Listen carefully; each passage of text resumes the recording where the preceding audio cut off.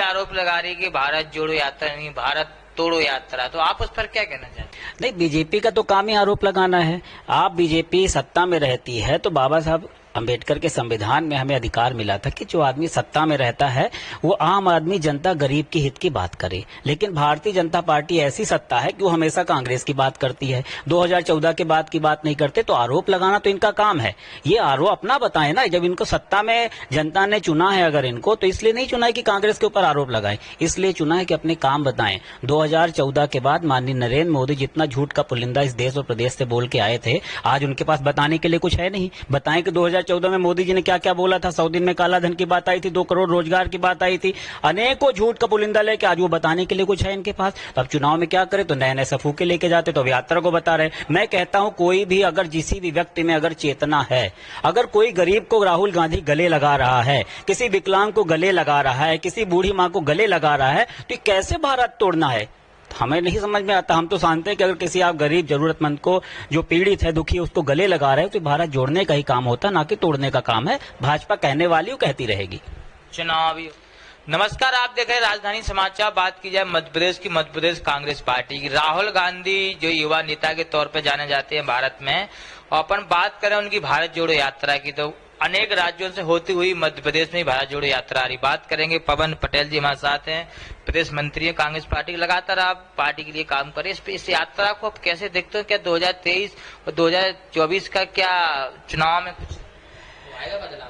नहीं, देखिए, ये यात्रा बेसिकली न 2023 के बदलाव के लिए न 2024 के बदलाव के लिए है। ये यात्रा अपने देश के बदलाव के लिए, संविधान के बदलाव के लिए यात्रा हो रही है।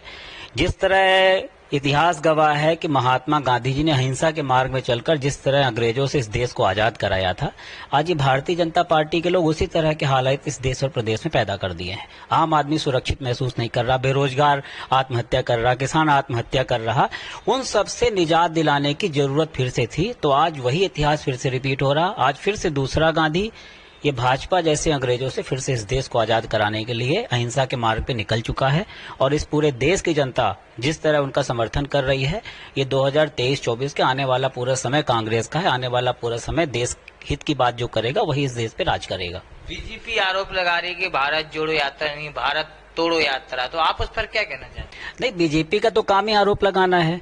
आप बीजेपी सत्ता में रहती है तो बाबा साहब अंबेडकर के संविधान में हमें अधिकार मिला था कि जो आदमी सत्ता में रहता है वो आम आदमी, जनता, गरीब की हित की बात करे। लेकिन भारतीय जनता पार्टी ऐसी सत्ता है कि वो हमेशा कांग्रेस की बात करती है, 2014 के बाद की बात नहीं करते। तो आरोप लगाना तो इनका काम है।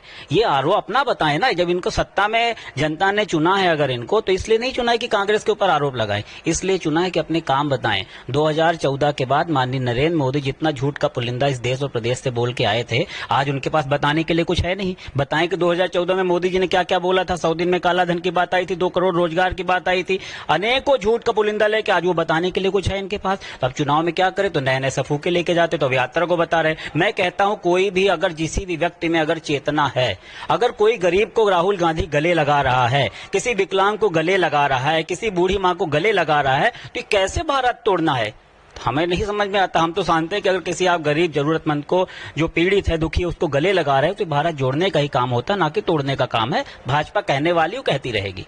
चुनाव भी हो गए, नया अध्यक्ष भी आपके सामने है, भारत जोड़ो यात्रा भी है, 2 जगह से बदलाव।